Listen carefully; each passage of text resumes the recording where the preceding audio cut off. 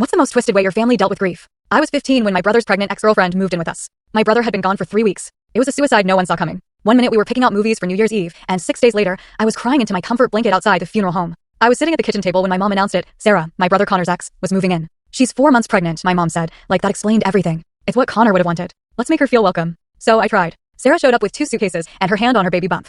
I helped her carry them inside. She'd never called my parents mom or dad while Connor was alive, but now she was clinging to my mom, sobbing, "Mom, I don't know what I'd do without you." They gave her Connor's room right away. At dinner, she just sat down in his chair without asking. Dad handed her Connor's favorite mug and said, "Use this for your decaf."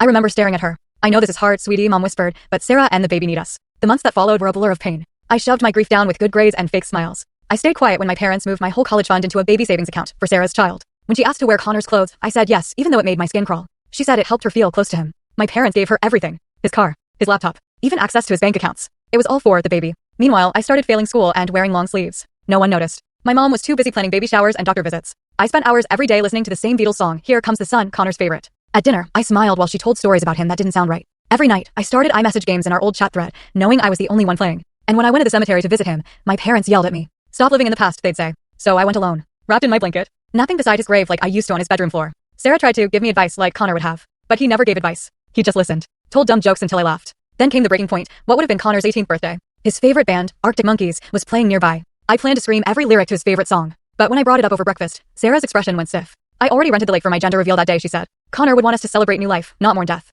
I begged my parents to let me do both, attend the concert and the party. Mom looked at me like I was heartless. "How could you ruin this for Sarah?" she said. Dad slammed his mug on the table. "Connor's baby is our future. You will be at that party. You'll smile. And you'll stop making everything about your grief." Something inside me broke. "Connor didn't even want kids yet," I said. "He told me he wanted to wait until, well, Connor's not here to want anything, is he?" Sarah snapped. For the first time, the perfect little grieving widow act cracked. I gave up, went in my room and took another depression nap. When I woke up at 1 a.m., I checked the shelf where I kept my box of Connor's things. It was gone. The concert tickets, our childhood photos, the bracelet he made me, all vanished. The next morning at breakfast, I asked about it. Sarah smiled and said, "I donated them. You were having trouble letting go." My parents just nodded. I went upstairs and slept for 4 more hours. The gender reveal felt like a funeral for me. She announced the baby's name, Connor Jr., everyone cooed and clapped. I wanted to scream. That night, I was in my usual routine, stalking Connor's Facebook, wondering if there was anything I could have done differently, when I realized something. I didn't want to forget his voice. So I did the only thing that made sense in my broken teenage brain.